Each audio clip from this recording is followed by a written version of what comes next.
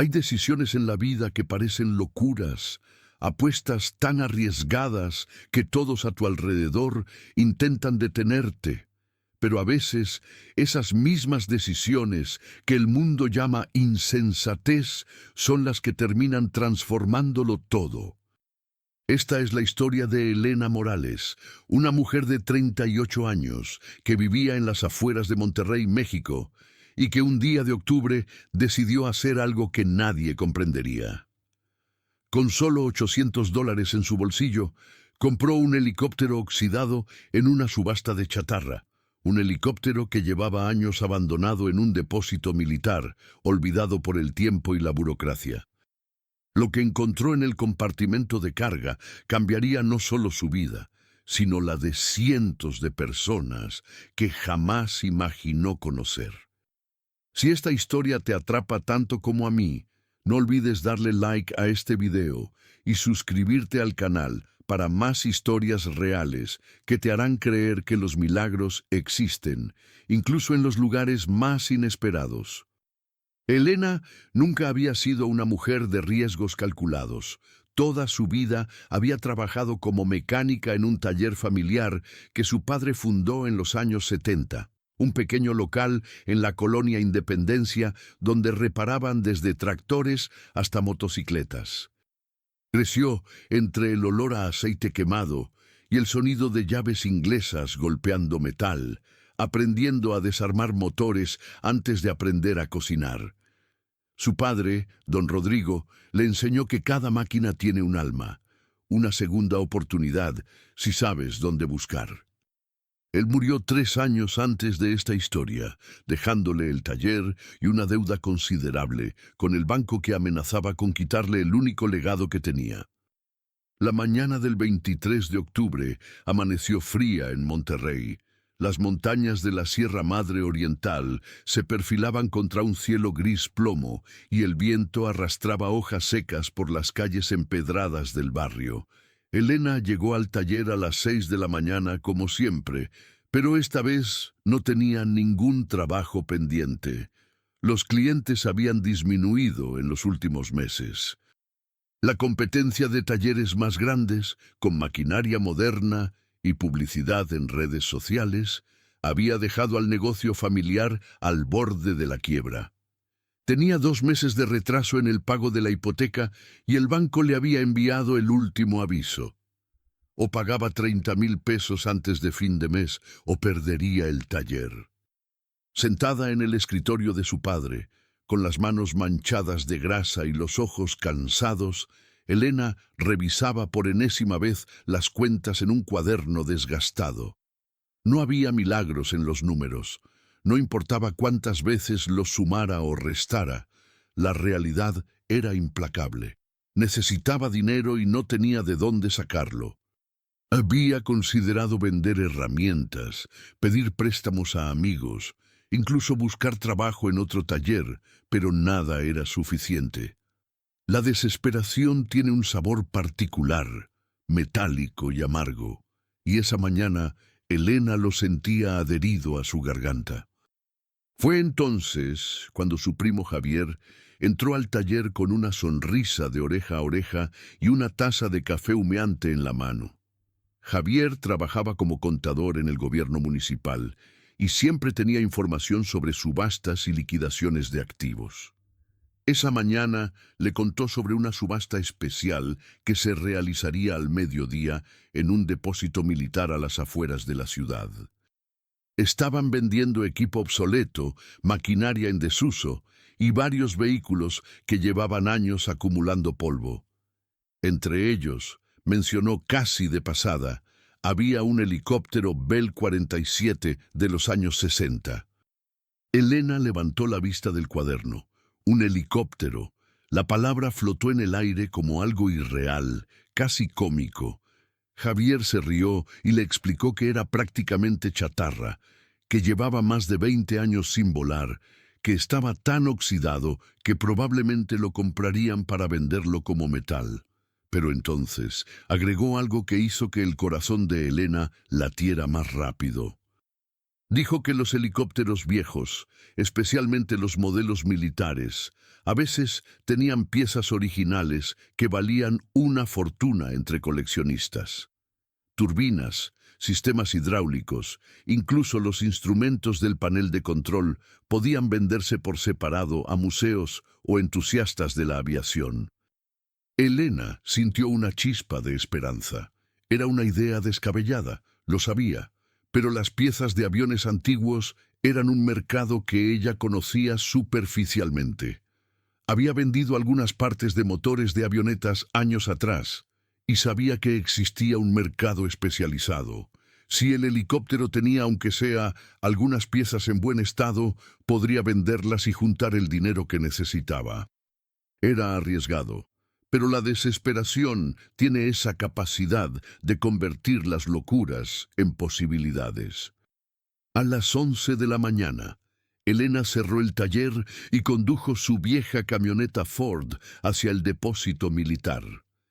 El lugar estaba en una zona industrial cerca de Santa Catarina, rodeado de bodegas abandonadas y terrenos baldíos donde el viento levantaba remolinos de polvo. La entrada era un portón de metal oxidado custodiado por 2 guardias de seguridad que revisaron su identificación antes de dejarla pasar. Adentro, el depósito era un cementerio de máquinas. Camiones sin llantas, jeeps con los parabrisas rotos, cajas de repuestos apiladas sin orden ni concierto, y al fondo, bajo una lona rasgada que apenas lo cubría, estaba el helicóptero. Elena caminó lentamente hacia él, sorteando charcos de aceite y montones de metal retorcido.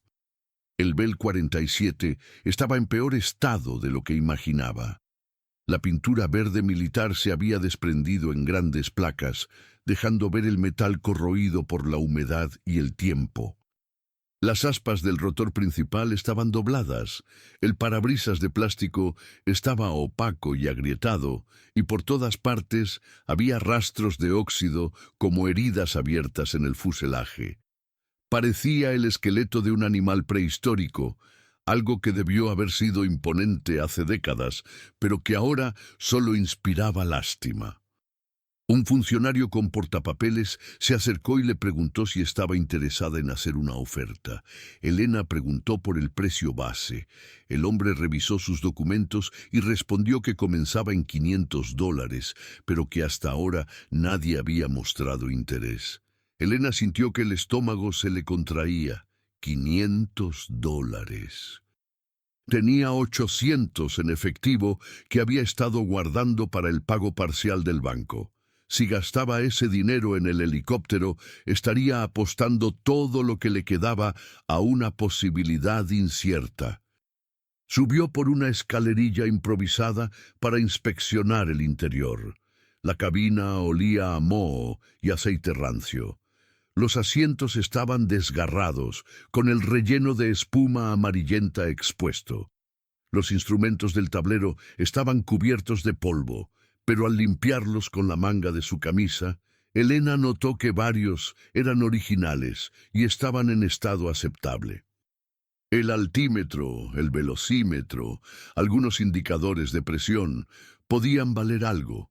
Se asomó al compartimento de carga trasero, un espacio estrecho detrás de los asientos.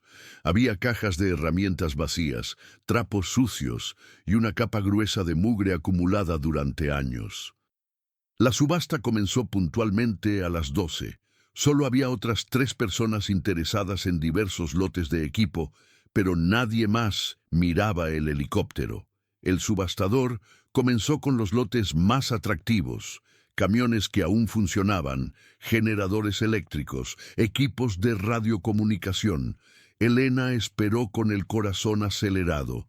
Finalmente, después de casi una hora, llegó el turno del Bell 47.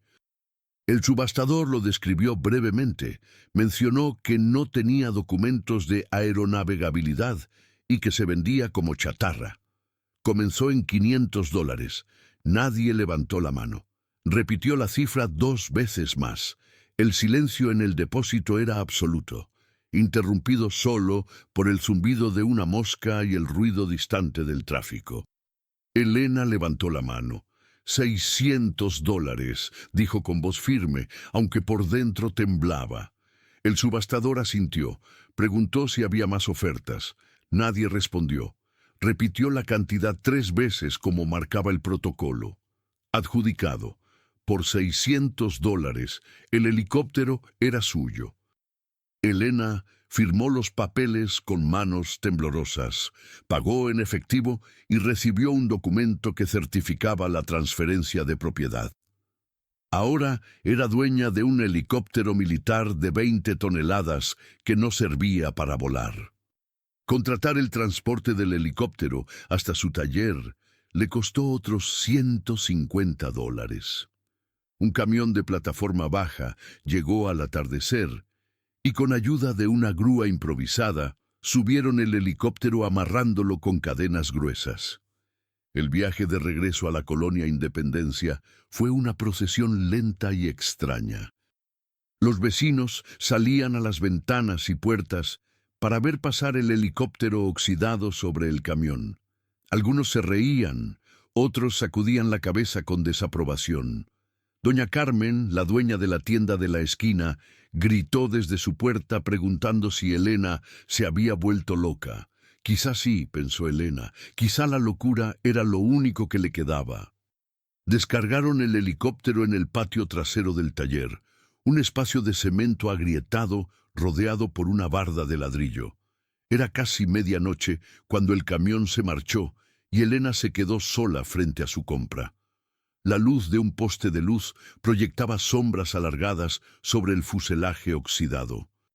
Elena se sentó en el suelo de cemento, con la espalda apoyada contra la pared, y por primera vez en todo el día permitió que el cansancio la invadiera. Había gastado $750 en un pedazo de chatarra. Le quedaban $50 en el bolsillo y ninguna garantía de que esta decisión no fuera el error más grande de su vida. Los siguientes 3 días, Elena trabajó de sol a sol desmantelando el helicóptero. Comenzó por las partes más accesibles, quitando paneles externos, desmontando instrumentos del tablero, revisando cada tornillo y cada componente. Tomaba fotografías de las piezas que parecían valiosas y las publicaba en foros especializados de aviación y grupos de Facebook dedicados a coleccionistas. Las respuestas fueron desalentadoras.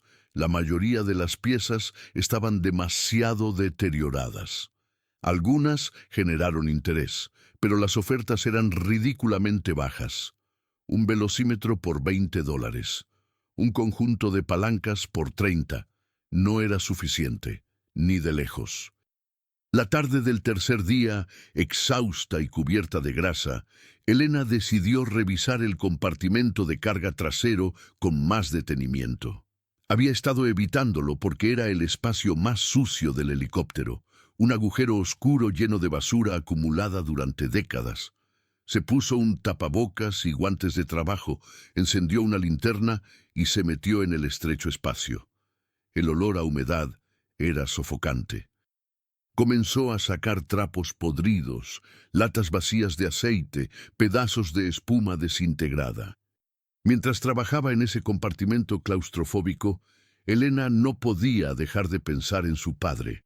Don Rodrigo solía decirle que la paciencia era la herramienta más importante de un mecánico, que apresurar un trabajo solo causaba más problemas. Recordó una tarde de verano cuando tenía 12 años y estaba frustrada porque no podía desmontar un carburador viejo.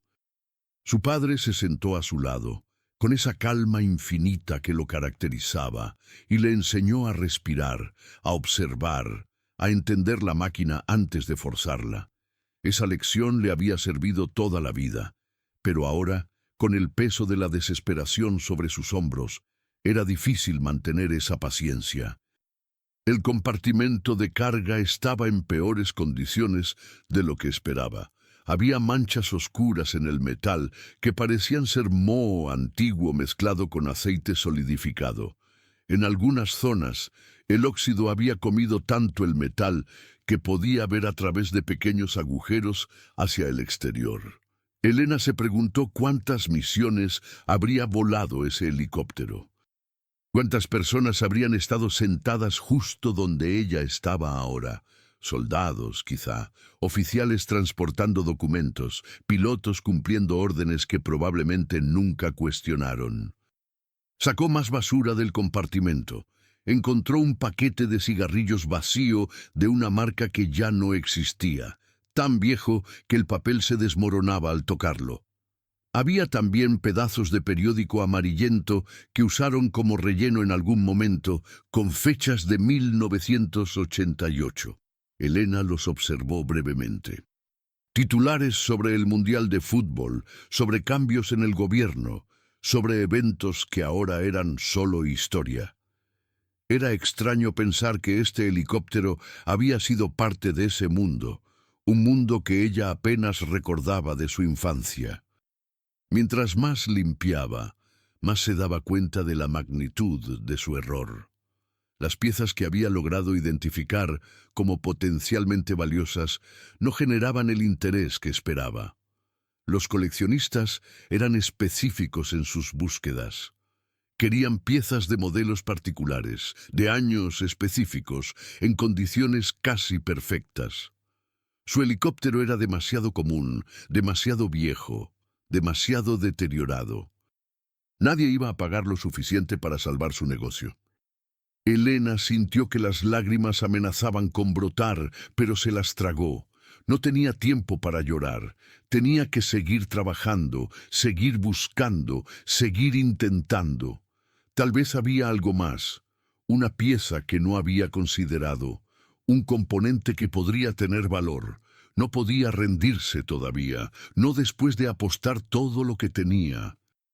El sudor corría por su frente mientras trabajaba en ese espacio estrecho. La tarde de octubre era calurosa y el compartimento de carga era como un horno. Se quitó el tapabocas por un momento para respirar mejor, y fue entonces cuando notó algo extraño. Las dimensiones del compartimento no parecían correctas. Desde afuera, el compartimento se veía más profundo de lo que era desde dentro. Había una discrepancia de al menos medio metro. Elena golpeó las paredes con los nudillos escuchando el sonido. En tres lados, el sonido era sólido, el ruido sordo del metal contra la estructura del helicóptero. Pero en el cuarto lado, el sonido era diferente, más hueco. Había espacio detrás de esa pared.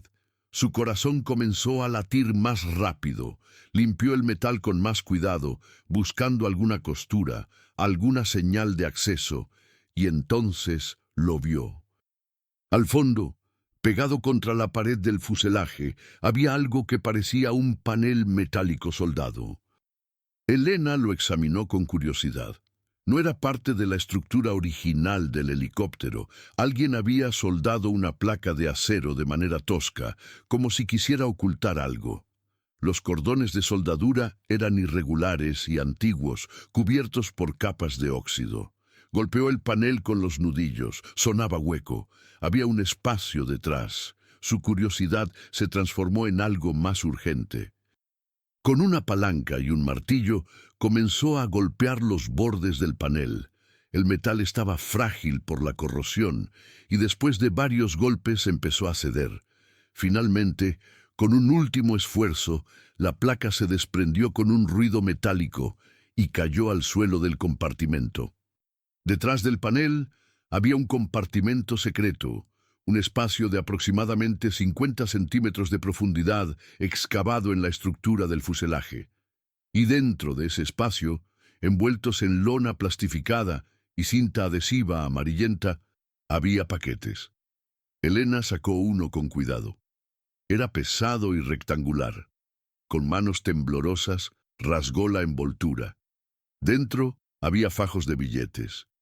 Dólares americanos, viejos, con diseños de hace décadas, pero dólares al fin. Elena sintió que el mundo se detenía.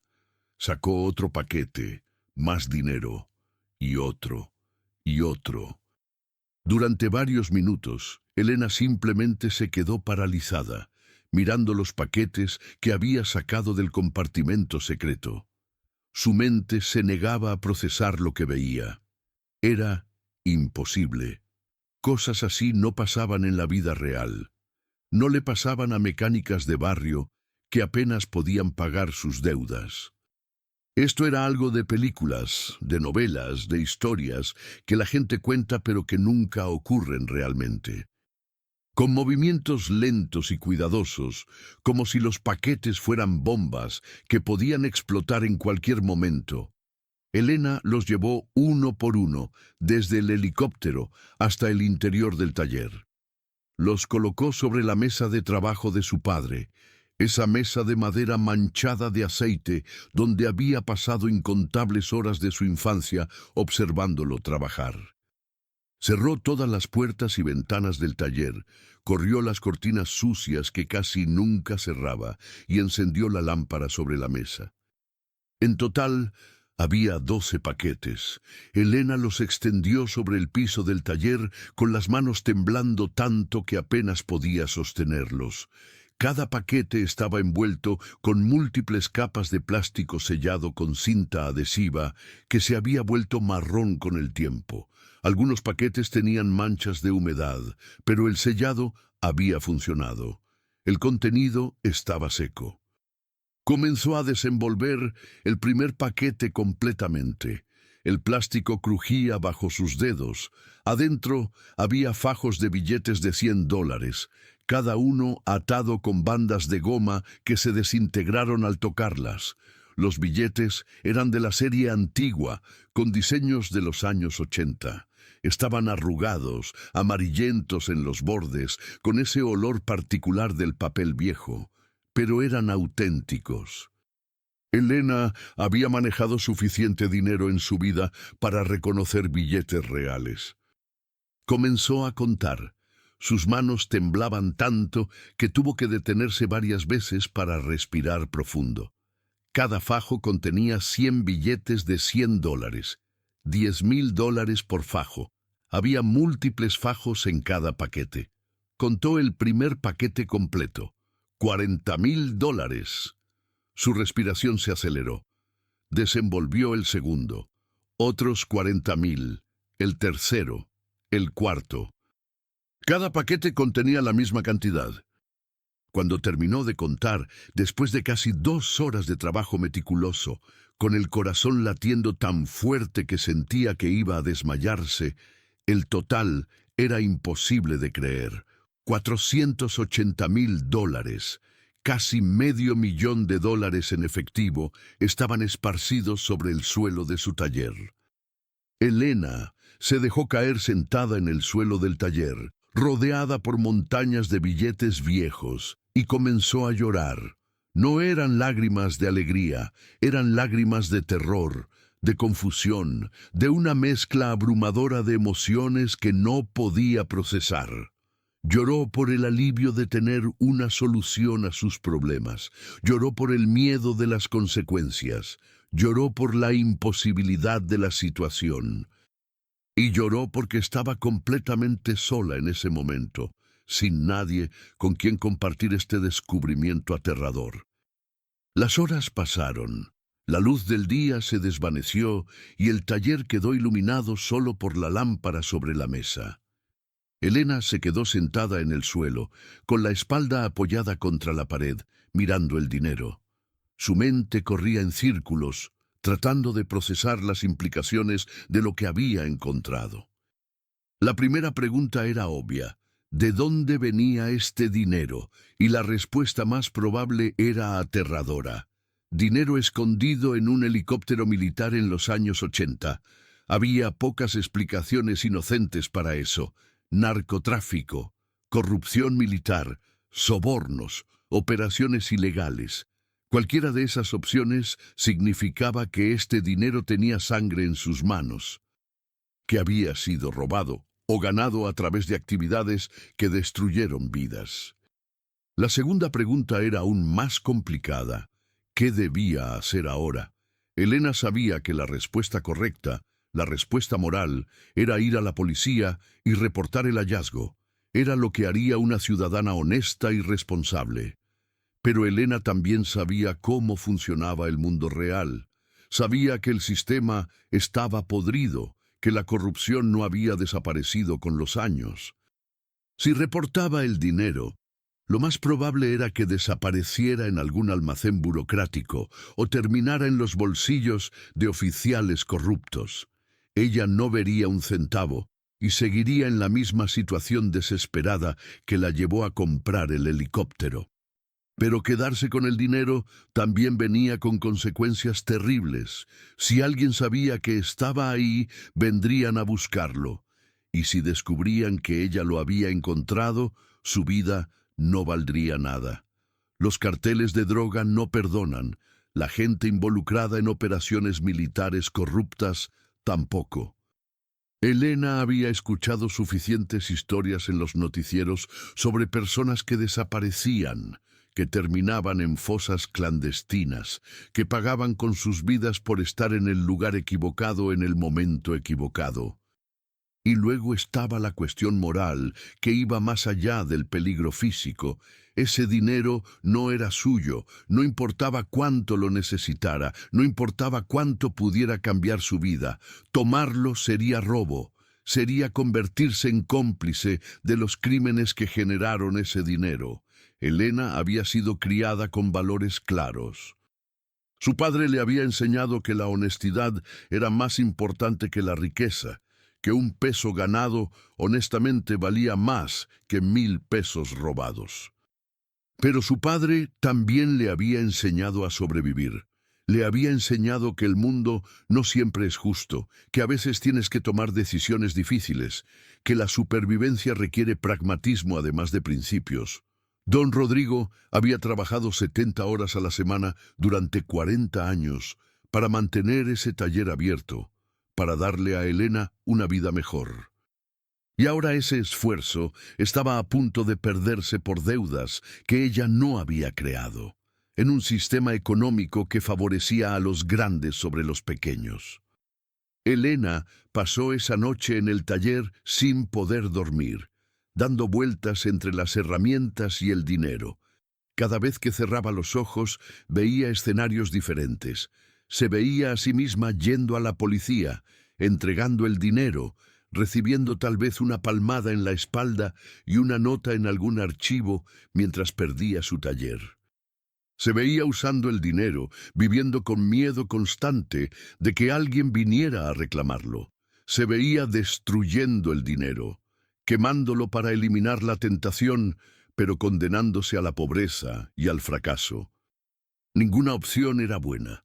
Todas tenían consecuencias terribles, y lo peor de todo era que tenía que tomar esta decisión completamente sola. No podía contarle a nadie. Confiar en alguien más sería poner en peligro tanto a esa persona como a sí misma. El peso de esta decisión era suyo, y solo suyo. Cuando el sol comenzó a salir al día siguiente, Elena había tomado una decisión preliminar. No haría nada todavía. Necesitaba tiempo para pensar, para investigar, para entender mejor en qué se había metido. Guardó todo el dinero en bolsas de lona y lo escondió en el sótano del taller, debajo de cajas de herramientas viejas y repuestos que nadie tocaría. Luego limpió cualquier rastro de los paquetes, quemó las envolturas de plástico en un barril en el patio trasero y trató de continuar con su día como si nada hubiera pasado. Pero por supuesto, todo había cambiado. Elena descubrió que actuar normal cuando tu mundo acaba de explotar es casi imposible. Cuando doña Carmen vino a pedirle que revisara el refrigerador de su tienda que había dejado de funcionar, Elena apenas podía concentrarse en la conversación. Sus manos temblaban mientras trabajaba. Su mente estaba en otro lugar, corriendo en círculos interminables de miedo y posibilidad. Durante los siguientes 3 días, Elena mantuvo su rutina normal, pero vivió en un estado constante de paranoia. Cada carro que pasaba frente al taller la hacía sobresaltarse. Cada cliente que no conocía era una amenaza potencial. Cada ruido inesperado la ponía en alerta máxima. Dormía mal, comía peor y sentía que estaba al borde de un colapso nervioso. Elena decidió investigar. Si iba a tomar una decisión, necesitaba saber más sobre el origen del dinero. Pasó horas en Internet buscando información sobre el helicóptero.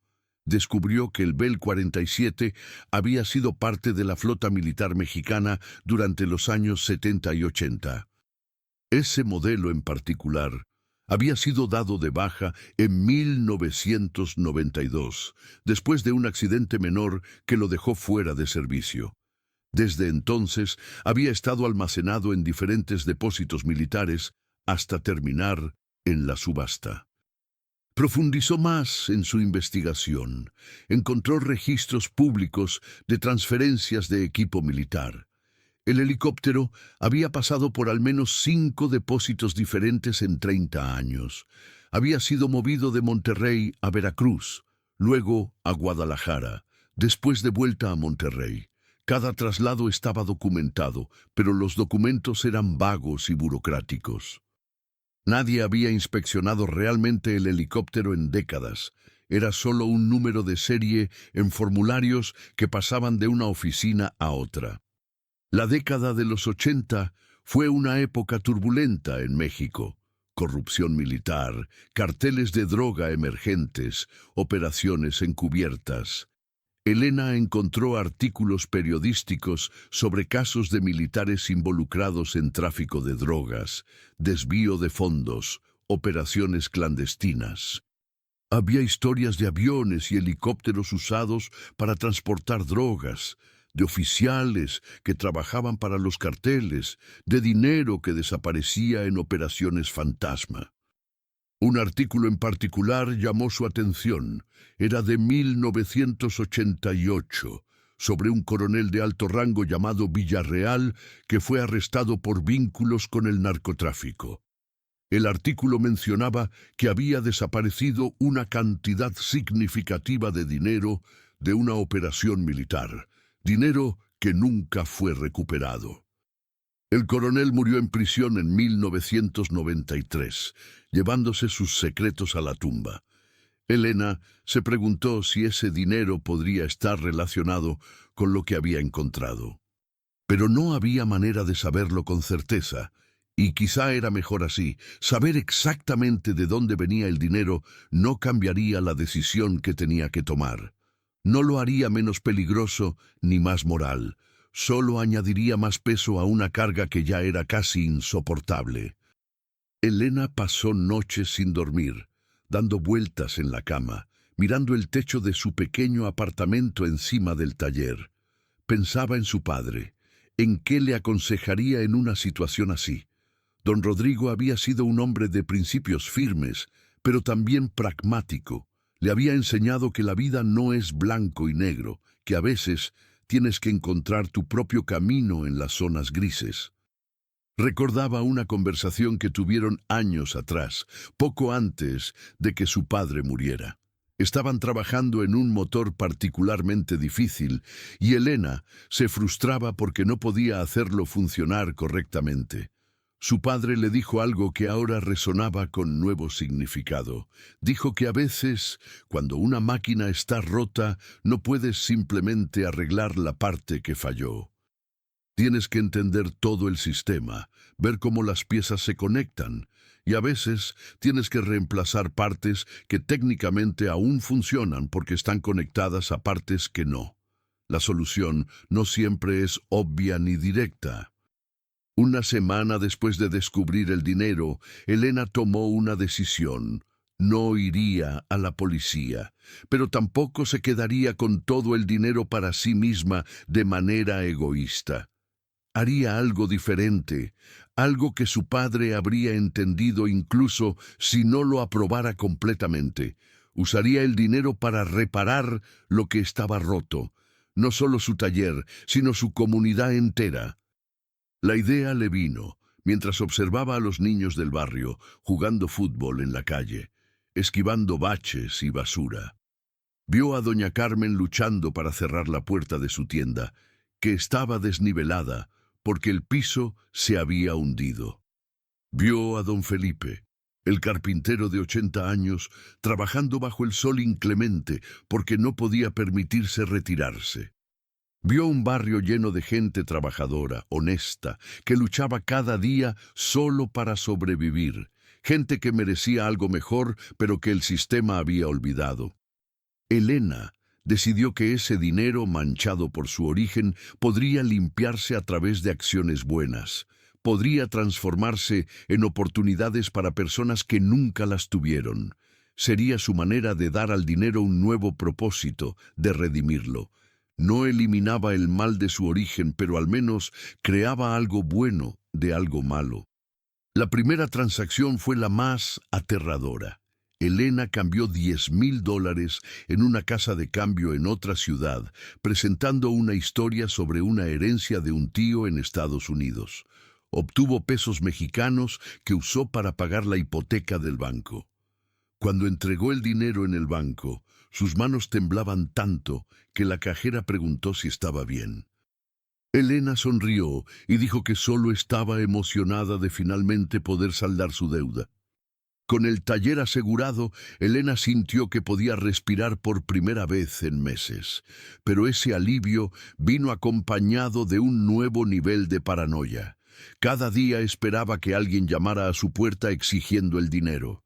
Cada noche revisaba las cerraduras 3 veces antes de dormir. Cada ruido extraño la hacía sobresaltarse.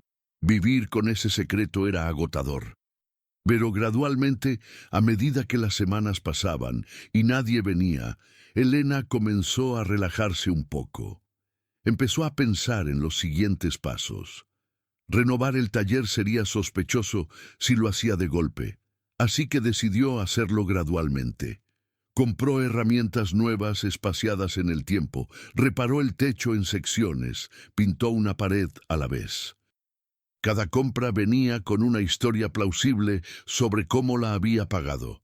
Había vendido piezas del helicóptero, había recibido un bono inesperado, había ganado algo en la lotería.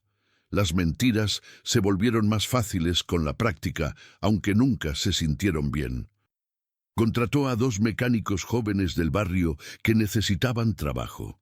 Marco era un chico de 23 años que había abandonado la universidad por falta de dinero. Tenía habilidad natural con los motores y aprendía rápido. Sandra era una mujer de 28 años, madre soltera con un hijo de 5 años, que había trabajado en una fábrica hasta que cerró. Nunca había sido mecánica, pero tenía buenas manos y disposición para aprender. Elena les pagó salarios justos, mejores que los que encontrarían en cualquier otro taller de la zona. El negocio comenzó a mejorar.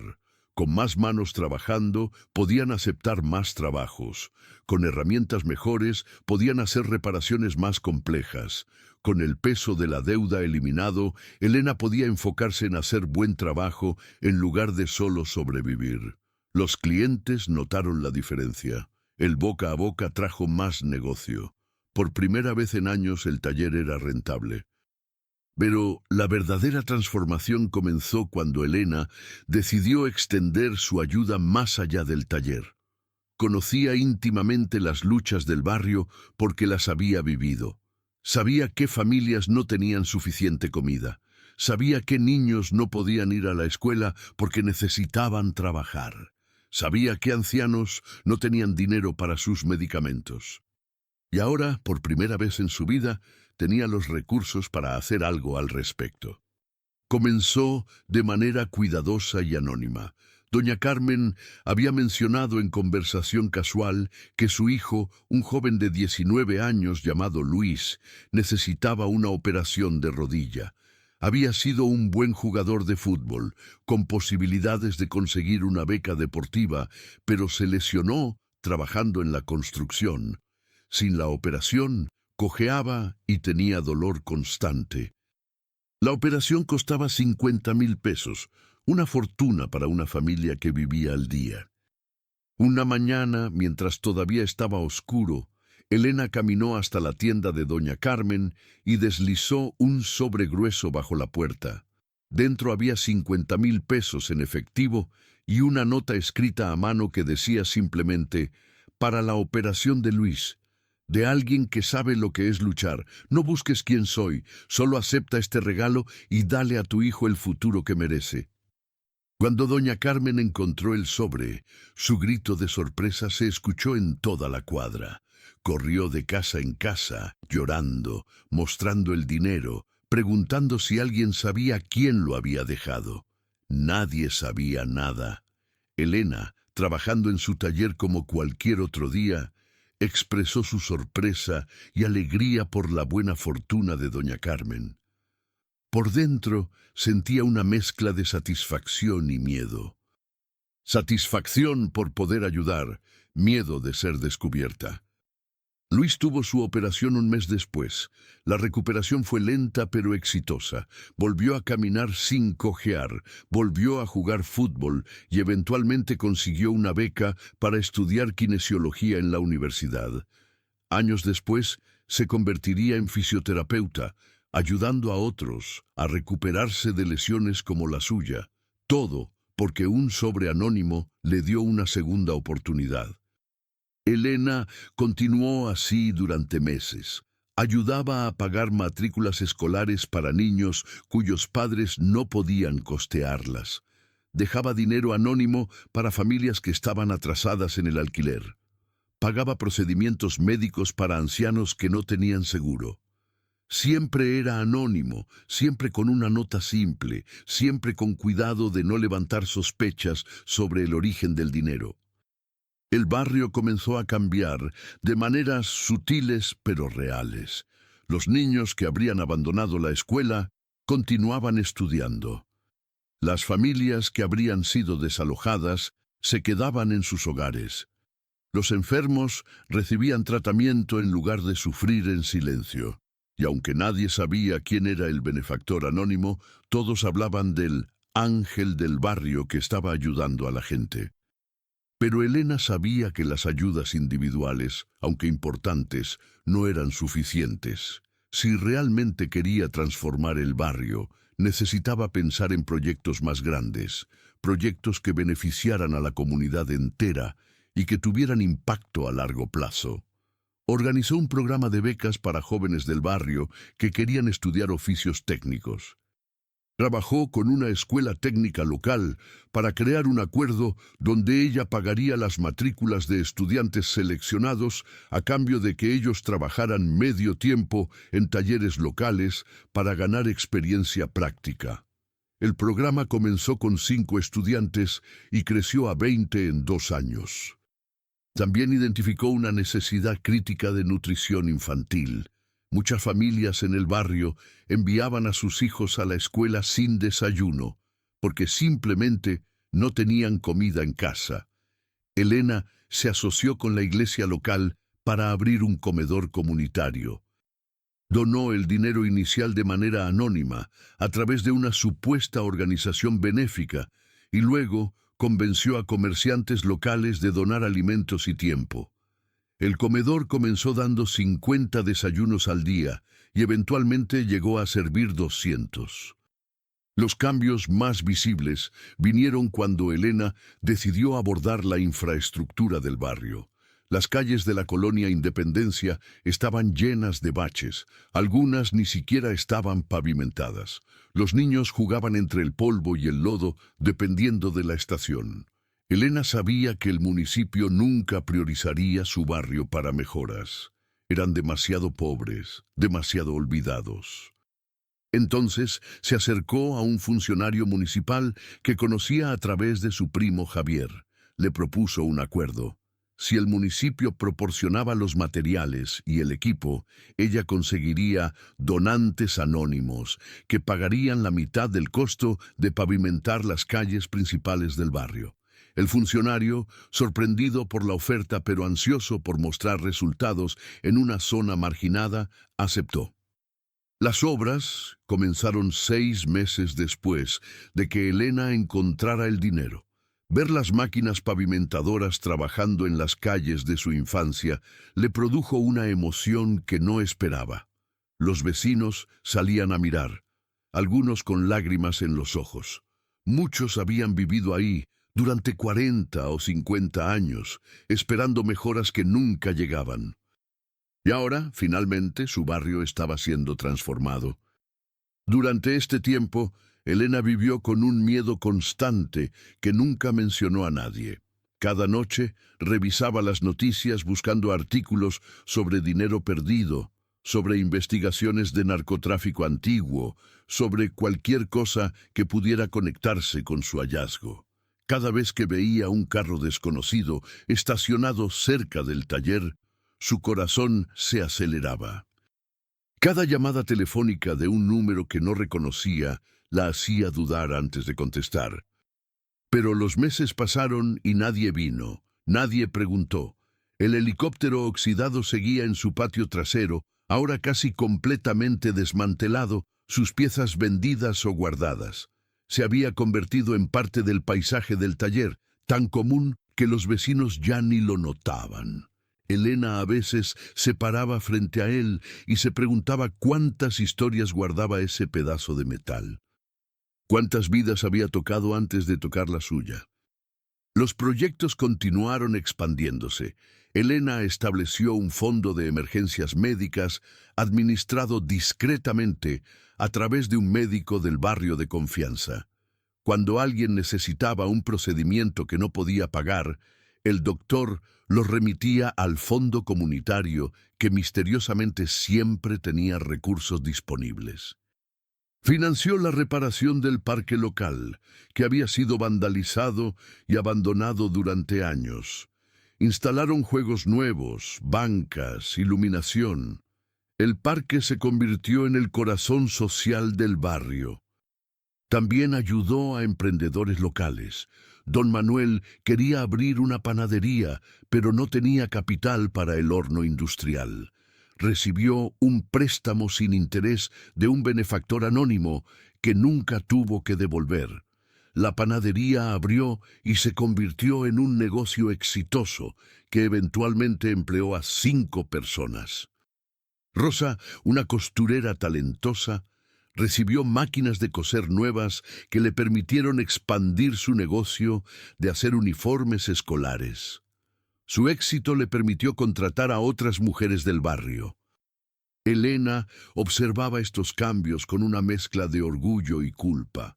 Orgullo por el bien que estaba haciendo, culpa por el origen del dinero que lo hacía posible. A veces se preguntaba si realmente estaba redimiendo el dinero o simplemente justificando el robo. La línea entre ambos era borrosa y cambiaba dependiendo del día y de su estado de ánimo.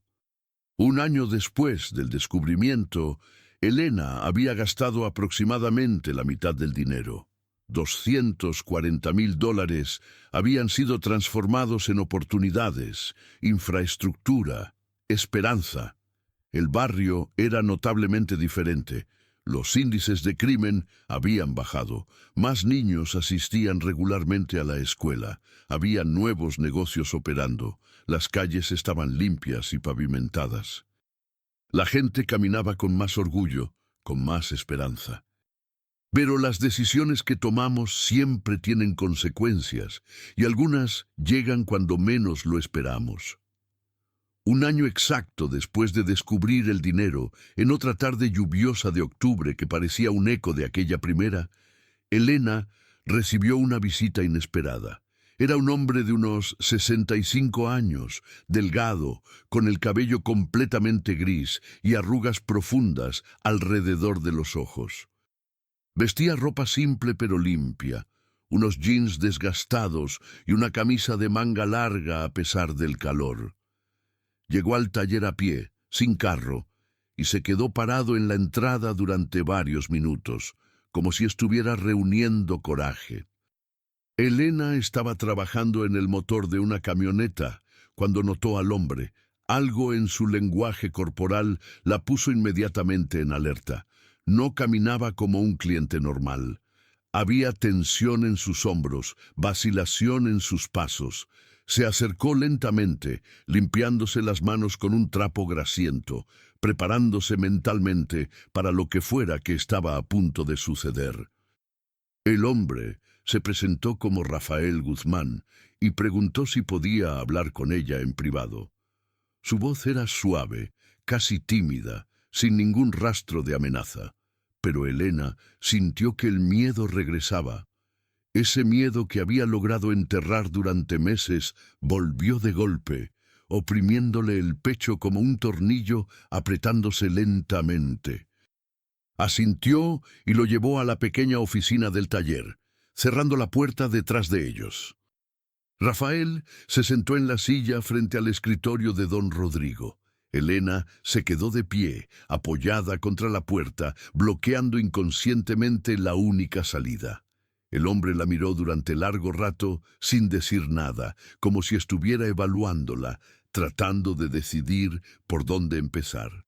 Sus ojos eran tristes, cansados, del tipo de cansancio que viene de cargar peso durante demasiado tiempo.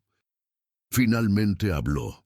Dijo que había estado buscando ese helicóptero durante más de 3 décadas, que él era el piloto que lo había volado en los años 80, que sabía exactamente qué había dentro del compartimento secreto y que había venido para cerrar finalmente ese capítulo de su vida. Elena sintió que las piernas le temblaban. Se dejó caer en la otra silla de la oficina. Su mente corría a 1000 por hora. Pensó en negar todo, en decir que no sabía de qué hablaba, en llamar a la policía. Pero algo en la expresión de Rafael la detuvo. No había amenaza en sus ojos, no había codicia ni rabia. Solo había una tristeza profunda y una resignación que parecía haber vivido con él durante mucho tiempo. Rafael empezó a contar su historia y Elena escuchó en silencio, apenas atreviéndose a respirar. En 1986, cuando era un joven teniente de 25 años, recién graduado de la Academia Militar, fue asignado como piloto de transporte. Era un trabajo rutinario, volando oficiales y equipo de una base a otra. Su superior directo era un coronel de alto rango llamado Villarreal, un hombre carismático y respetado que parecía tener conexiones en todos los niveles del gobierno. Durante los primeros meses, Rafael no sospechó nada. Volaba misiones que parecían normales, transportaba oficiales a reuniones, llevaba equipo de una base a otra, pero gradualmente comenzó a notar inconsistencias. Vuelos no registrados oficialmente, destinos que no aparecían en los mapas militares, paquetes que pesaban mucho menos de lo que los manifiestos indicaban. Y sobre todo, la cantidad de dinero en efectivo que el coronel Villarreal manejaba sin ninguna documentación. Una noche, después de un vuelo particularmente extraño a un rancho privado en Sinaloa, Rafael fue testigo accidental de una conversación que no debería haber escuchado. Villarreal estaba negociando con hombres que claramente eran narcotraficantes. Hablaban de rutas, de pagos, de protección militar para cargamentos de drogas. Rafael se quedó paralizado en la oscuridad, escondido detrás del helicóptero, escuchando cómo su superior vendía los recursos militares al mejor postor. La revelación lo destrozó. Rafael había entrado al ejército porque creía en servir a su país, en hacer el bien. Venía de una familia humilde de Oaxaca. Ser piloto militar era un honor, un logro, y ahora descubría que estaba siendo usado como pieza en una operación criminal que destruía comunidades y vidas. Se sintió sucio, cómplice, atrapado. Trató de renunciar, pero Villarreal lo amenazó. Le dejó claro que sabía dónde vivía la familia de Rafael, que un accidente podría ocurrirle a su madre, a sus hermanos, que Rafael estaba demasiado involucrado para salir limpio de esto. Si intentaba exponer la operación, lo arrestarían como cómplice, y si intentaba huir, su familia pagaría el precio. Rafael vivió meses en ese infierno. Cada vuelo lo hacía sentir más culpable. Cada paquete que transportaba representaba sufrimiento para alguien en algún lugar. No podía dormir sin pesadillas. No podía mirar a su madre a los ojos sin sentir vergüenza. Estaba atrapado en una trampa de su propia inocencia inicial. Entonces, en marzo de 1988, vio una oportunidad. Le asignaron transportar un cargamento de dinero, pagos de los narcotraficantes al coronel Villarreal. Era una cantidad enorme, millones de pesos en efectivo que serían convertidos a dólares. El plan era volar el dinero a una base cerca de Monterrey, donde Villarreal tenía contactos que ayudarían a lavarlo. Rafael tomó una decisión desesperada. Durante el vuelo, aterrizó en un punto no programado bajo el pretexto de problemas mecánicos. Mientras fingía revisar el motor, escondió una parte significativa del dinero en un compartimento secreto que él mismo había construido meses antes, pensando que algún día podría necesitar un lugar para ocultar evidencia. Soldó una placa de metal sobre el compartimento, un trabajo rápido y tosco pero efectivo. Luego continuó el vuelo y entregó el resto del dinero. Su plan era esperar, dejar que pasara tiempo, eventualmente encontrar una manera de recuperar el helicóptero, sacar el dinero y usar esos recursos para desaparecer con su familia. Comenzar una nueva vida en otro país donde Villarreal no pudiera alcanzarlo. Era un plan terrible, lleno de agujeros, pero era lo único que se le ocurrió. Pero Villarreal descubrió que faltaba dinero antes de que Rafael pudiera actuar. Hubo una investigación interna brutal. Varios oficiales fueron interrogados. Rafael supo que era cuestión de tiempo antes de que lo acusaran. Entonces hizo lo único que podía hacer: huyó. Desertó del ejército una noche de abril. Dejó una nota a su familia diciéndoles que se fueran de inmediato al pueblo de su abuela en Chiapas y que no preguntaran por qué. Robó ropa civil de una lavandería, cruzó a pie la frontera con Guatemala y desapareció. Durante años vivió con identidades falsas, moviéndose de país en país, trabajando en empleos temporales, siempre mirando sobre su hombro. Su familia sufrió. Su madre murió sin entender por qué su hijo había huido. Sus hermanos perdieron oportunidades porque el nombre Guzmán quedó manchado por su deserción. Rafael cargó con esa culpa todos los días. Había tratado de hacer lo correcto robando ese dinero de criminales, pero en el proceso había herido a las personas que más amaba. Villarreal fue eventualmente arrestado en 1991 por cargos de corrupción relacionados con otra operación. Murió en prisión 2 años después, supuestamente por causas naturales, aunque Rafael siempre sospechó que fue asesinado por sus antiguos socios del cartel.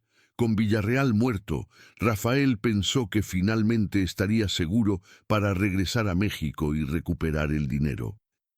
Pero cuando lo intentó en 1995, descubrió que el helicóptero había desaparecido del sistema.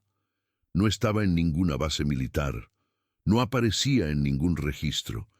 Era como si se hubiera evaporado. Rafael pasó años buscando, haciendo preguntas discretas, siguiendo pistas que no llevaban a ningún lado. El helicóptero había sido movido múltiples veces, enterrado en depósitos olvidados, perdido en la burocracia militar. Eventualmente, Rafael se rindió. Construyó una nueva vida en Veracruz con un nombre falso. Se casó, tuvo hijos, trabajó como mecánico de tractores. Trató de dejar el pasado atrás. Pero ese dinero escondido siempre estuvo en el fondo de su mente, un fantasma que lo perseguía, no por codicia, sino porque representaba la peor decisión de su vida, el momento donde todo se torció. Entonces, un año atrás, su hijo le mostró un artículo en Internet sobre una subasta de equipo militar obsoleto. Entre las fotos borrosas de los artículos a subastar, Rafael reconoció su helicóptero. El número de serie era visible en una de las fotos. Después de 27 años, lo había encontrado, pero para cuando llegó a Monterrey, el helicóptero ya había sido vendido. Le tomó meses rastrear al comprador. Los registros de la subasta eran públicos, pero no específicos. Tuvo que sobornar a un funcionario para obtener el nombre: Elena Morales. Más investigación le dio la dirección del taller, pero Rafael no vino inmediatamente. Pasó meses observando desde lejos, tratando de decidir qué hacer. Vio a Elena trabajando en su taller, vio los cambios en el barrio, vio el comedor comunitario, las calles recién pavimentadas, los niños bien alimentados yendo a la escuela, y lentamente comenzó a entender. El dinero había sido encontrado y estaba siendo usado de una manera que él nunca habría imaginado. Rafael terminó su historia y se quedó mirando a Elena fijamente. El silencio en la pequeña oficina era pesado, lleno de emociones sin nombre. Elena tenía lágrimas corriendo por sus mejillas. No sabía qué sentir: compasión por Rafael, quien había intentado hacer lo correcto y había sido castigado por ello; miedo de que viniera a reclamar el dinero; vergüenza por haber usado algo que había causado tanto dolor. Finalmente, Rafael habló de nuevo. Su voz era apenas un susurro. Dijo que no venía a reclamar el dinero, que ese dinero había destruido su vida hace décadas y que ya no significaba nada para él. Había venido porque necesitaba cerrar ese capítulo. Necesitaba saber qué había pasado con el dinero que había escondido en un momento de desesperación. Y ahora, habiendo visto lo que Elena había hecho con él, sentía algo que no había sentido en años: paz. Rafael se rió, una risa triste y cansada, pero genuina. Dijo que la ironía era perfecta. Él había robado dinero de criminales con la intención de usarlo para escapar, para salvar a su familia, pero esa decisión terminó destruyendo a su familia de todas maneras. Y ahora, décadas después, ese mismo dinero estaba salvando familias. Estaba dando esperanza en lugar de quitarla. Estaba construyendo en lugar de destruir. Elena, después de un largo silencio lleno de lágrimas, decidió ser completamente honesta.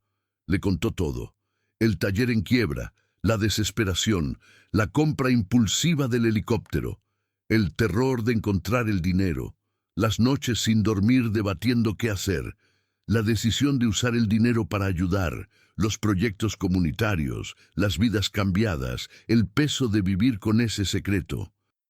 No omitió nada, no se justificó, solo contó la verdad. Cuando Elena terminó, Rafael tenía lágrimas en los ojos también. Se levantó lentamente de la silla, caminó hacia ella y hizo algo inesperado. La abrazó. Un abrazo largo, de alguien que finalmente encuentra consuelo después de años de búsqueda. Le agradeció por haber dado a ese dinero manchado un propósito noble. Le agradeció por haber sido más sabia que él. Le agradeció por haber encontrado una manera de redimir lo irredimible.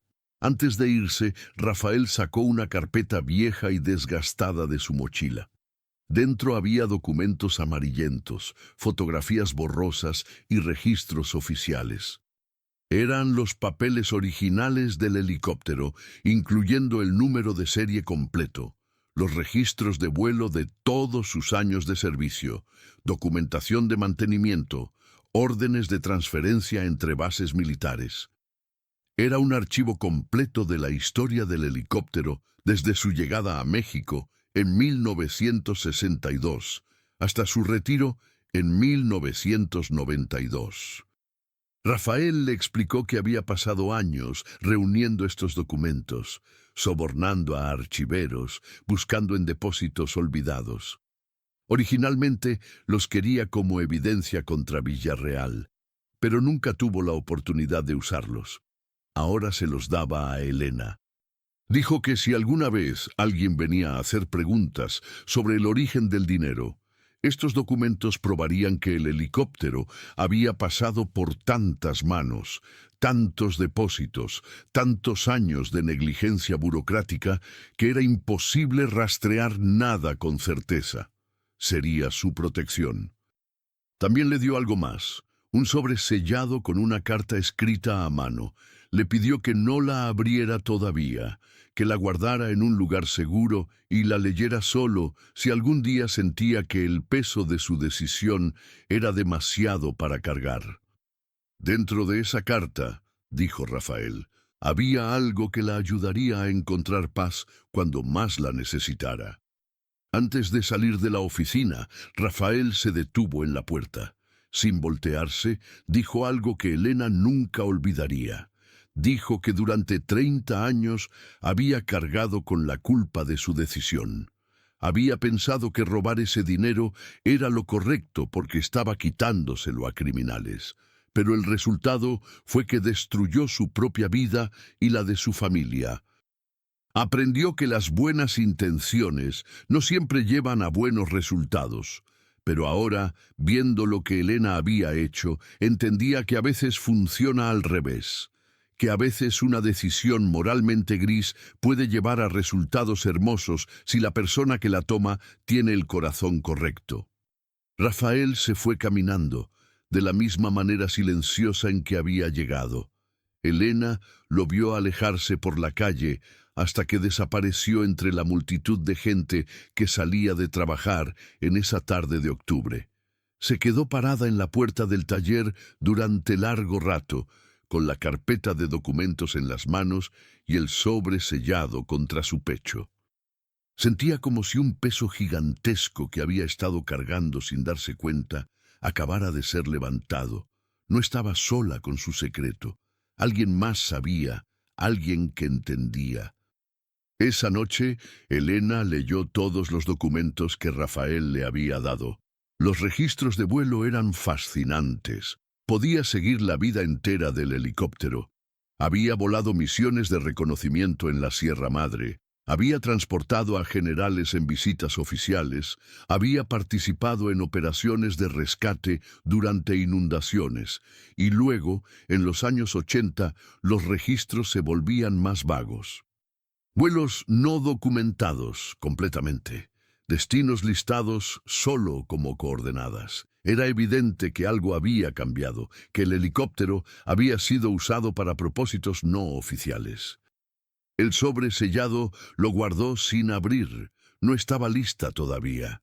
Siguió el consejo de Rafael y lo puso en una caja fuerte pequeña que tenía en su apartamento junto con los documentos más importantes del taller.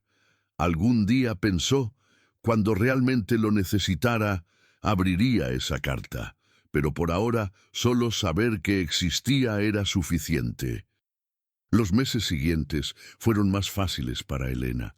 Ya no cargaba el secreto completamente sola. Saber que Rafael no solo conocía la verdad, sino que la aprobaba, le dio una sensación de validación que no sabía que necesitaba.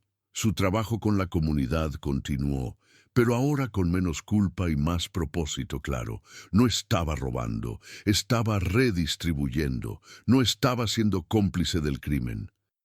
Estaba deshaciendo parte del daño que ese crimen había causado. 2 años después de encontrar el dinero, cuando Elena había gastado aproximadamente $350,000 en diversos proyectos, decidió hacer algo permanente con el resto. Estableció un fondo fiduciario administrado por una fundación legítima. El dinero restante, $130,000, fue invertido de manera que generara interés anual. Ese interés se usaría en perpetuidad para mantener los programas comunitarios que había iniciado. Becas educativas, el comedor comunitario, el fondo de emergencias médicas. Todo continuaría funcionando mucho después de que ella se fuera. Para establecer la fundación, tuvo que inventar una historia elaborada sobre múltiples donantes anónimos que querían contribuir al barrio. Trabajó con un abogado que hizo preguntas, pero que eventualmente aceptó la historia.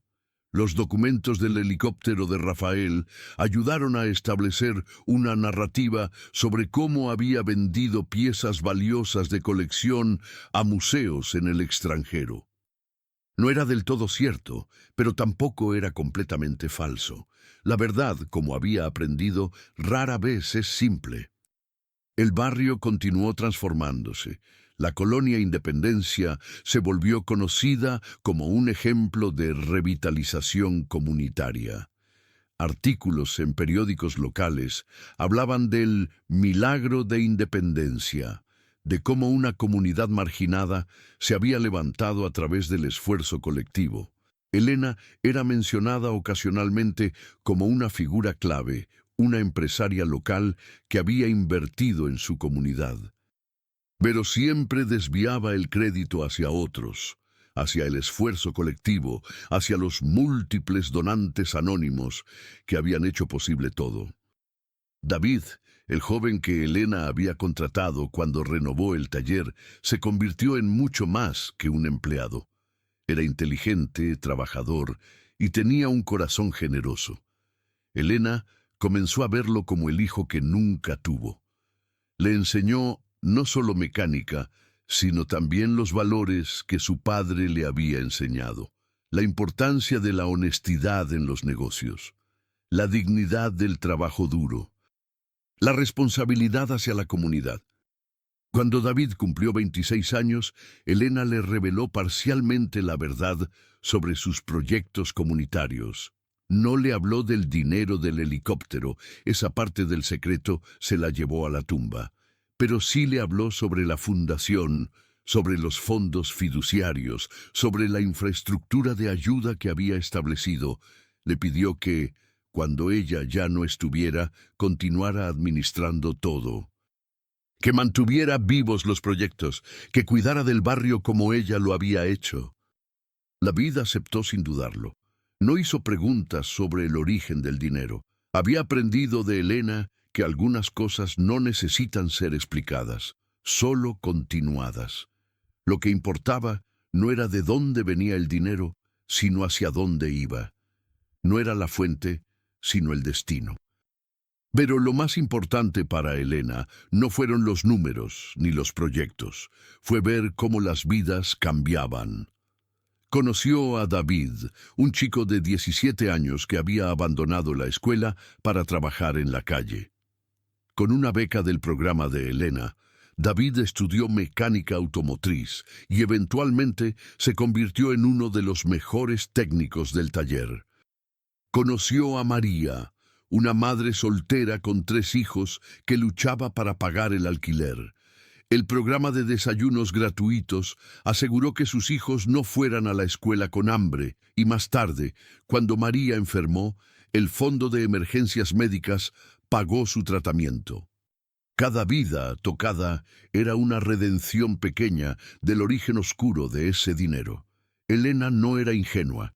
Sabía que no podía borrar el pasado, no podía deshacer el daño que ese dinero había causado décadas atrás, pero podía darle un nuevo significado. Podía transformar algo nacido de la corrupción en semillas de esperanza. 3 años después de comprar el helicóptero, cuando Elena ya había gastado casi todo el dinero en proyectos comunitarios, decidió hacer algo simbólico con lo que quedaba del helicóptero mismo. Había guardado el fuselaje oxidado en el patio del taller, cubierto con una lona. Se había convertido en parte del paisaje del lugar, un recordatorio constante de aquella decisión loca que cambió todo. Elena organizó un proyecto de arte comunitario. Convocó a artistas locales, estudiantes de arte y vecinos del barrio para transformar el helicóptero en una escultura. Durante semanas, decenas de personas trabajaron en él. Limpiaron el óxido, soldaron las partes rotas y luego lo pintaron. No con pintura militar ni con colores sobrios, sino con murales vibrantes que contaban las historias del barrio. Rostros de niños sonrientes, escenas de familias trabajadoras, símbolos de esperanza y resistencia. Cuando terminaron, el helicóptero ya no era un pedazo de chatarra, era una obra de arte colectiva, un monumento a la capacidad de transformación. Lo instalaron en el Parque Central de la Colonia Independencia. sobre una base de concreto, con una placa que decía simplemente «De las ruinas nacen las alas», dedicado a todos los que se atreven a soñar. La inauguración fue un evento comunitario. Cientos de personas se reunieron. Había música, comida, discursos de vecinos que contaban cómo el barrio había mejorado en los últimos años. Nadie sabía la historia completa detrás del helicóptero. Para ellos era simplemente un símbolo de que incluso las cosas más rotas pueden encontrar belleza y propósito. Elena se quedó al fondo de la multitud, observando.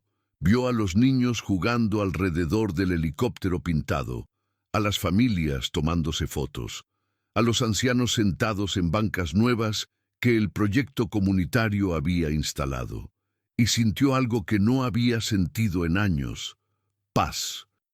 Esa noche, de vuelta en el taller, Elena sacó de un cajón cerrado con llave una fotografía vieja. Era de su padre, don Rodrigo, parado frente al taller recién inaugurado en los años 70. Tenía esa sonrisa orgullosa de quien ha construido algo con sus propias manos. Elena puso la foto sobre el escritorio y le habló en voz baja, como si él pudiera escucharla. Le contó todo lo que había pasado.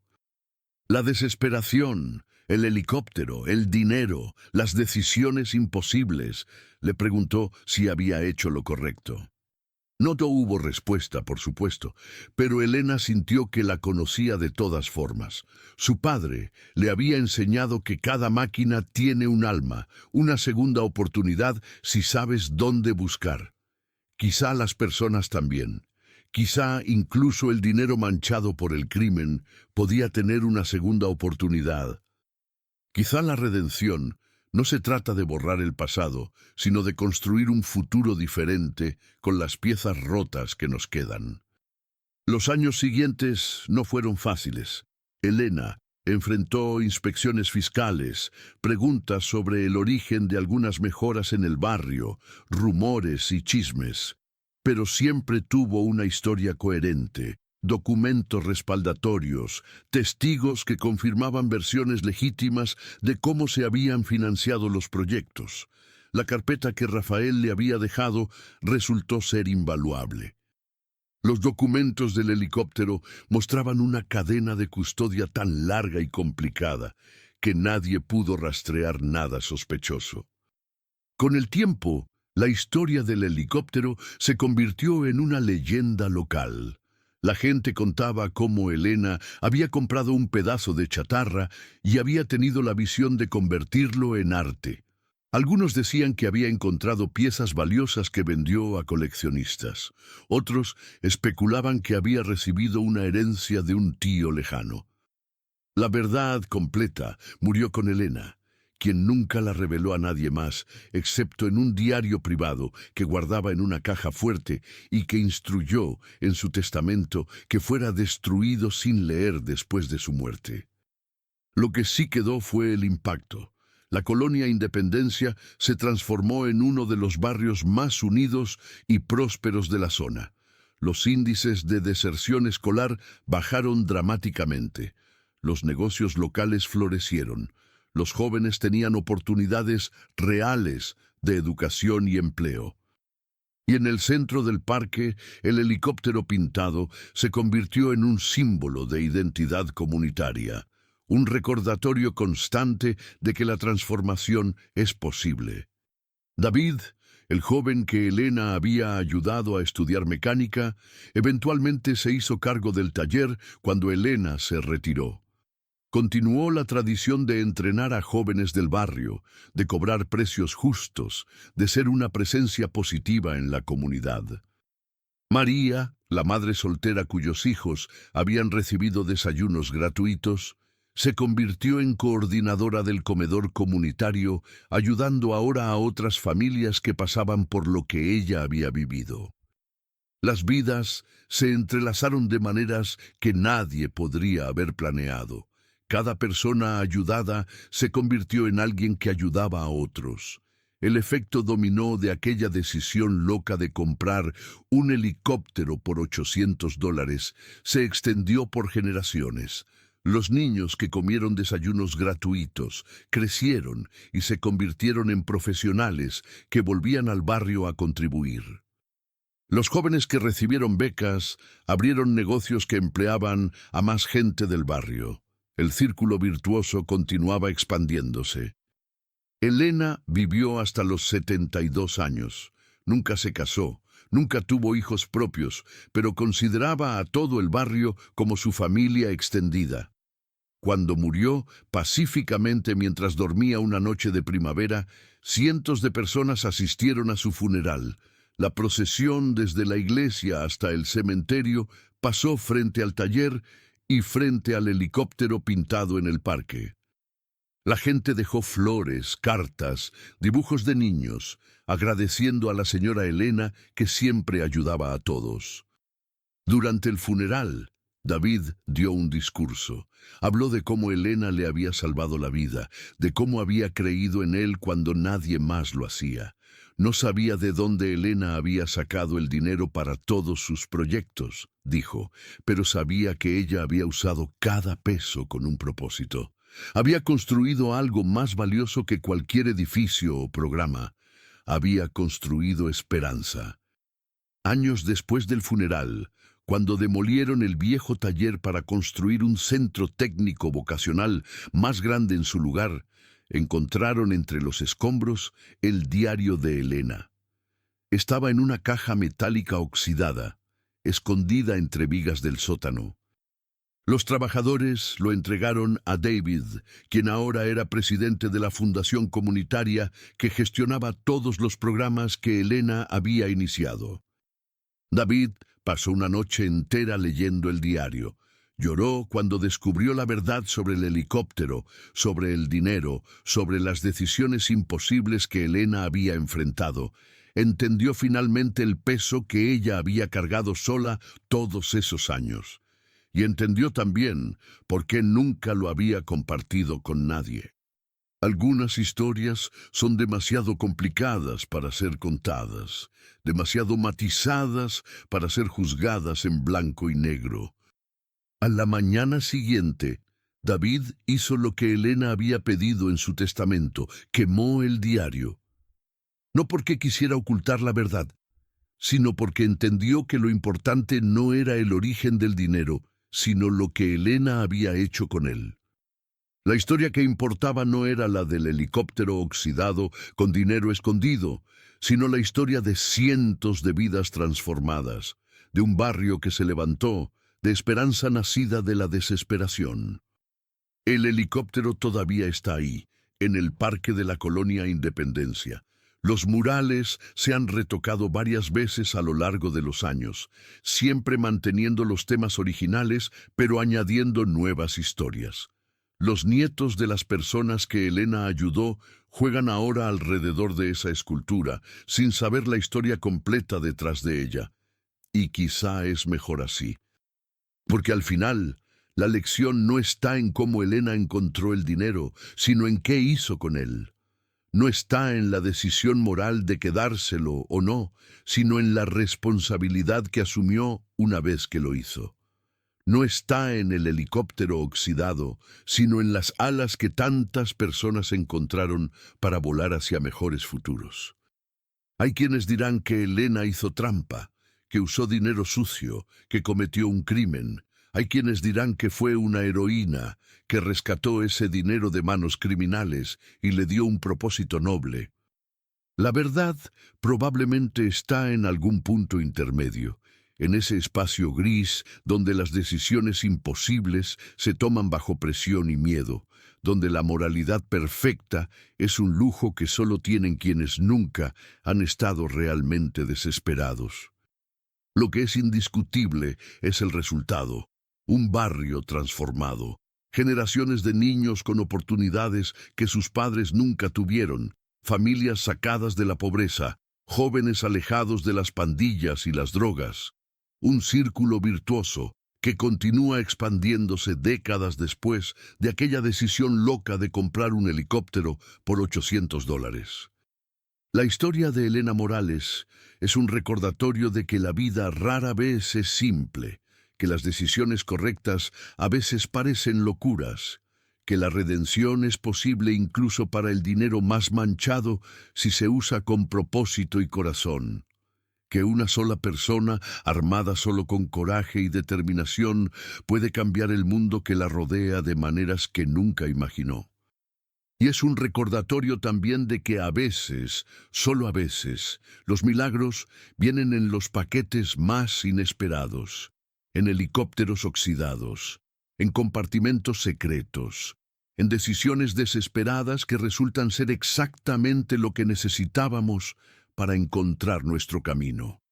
Hoy, cuando la gente del barrio pasa frente al helicóptero pintado, la mayoría ya no recuerda la historia original.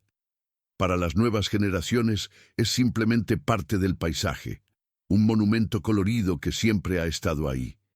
Pero los viejos, los que vivieron la transformación, todavía se detienen a veces para mirarlo. Y algunos, los que conocieron bien a Elena, sonríen con ese conocimiento secreto de quienes fueron testigos de algo extraordinario disfrazado de ordinario. Porque esa es la verdadera magia de esta historia. No que Elena encontrara $500,000, sino que tuvo el coraje de hacer lo correcto con ellos cuando nadie la estaba mirando. No que comprara un helicóptero oxidado, sino que viera en esa chatarra la posibilidad de algo más. No que tuviera $800 para apostar, sino que estuvo dispuesta a arriesgarlo todo cuando no tenía nada que perder. En un mundo que a menudo recompensa el cinismo y castiga la fe, Elena eligió creer que las cosas rotas pueden arreglarse, creer que el dinero manchado puede limpiarse a través de actos buenos, creer que una persona sola puede marcar la diferencia si está dispuesta a intentarlo. Y tenía razón. El compartimento de carga del helicóptero cambió su vida. Pero no porque contenía dinero. Cambió su vida porque le dio la oportunidad de demostrar quién era realmente cuando nadie estaba mirando. Le dio la oportunidad de honrar el legado de su padre de una manera que él nunca habría imaginado. Le dio la oportunidad de ser el milagro que otras personas estaban esperando sin saberlo. Cada uno de nosotros enfrenta decisiones así en algún momento. Momentos donde el camino correcto no está claro, donde la moralidad perfecta es imposible, donde solo podemos hacer lo mejor que sabemos con lo que tenemos. Elena nos enseña que en esos momentos lo que importa no es la decisión perfecta, sino la intención con la que la tomamos y lo que hacemos después. Pagó $800 por un helicóptero oxidado y encontró $500,000, pero lo que realmente encontró fue algo más valioso, la oportunidad de demostrar que incluso los comienzos más improbables pueden llevar a finales extraordinarios si tenemos el coraje de transformar lo que encontramos en lo que necesitamos que sea. Y esa es una lección que vale más que todo el dinero del mundo.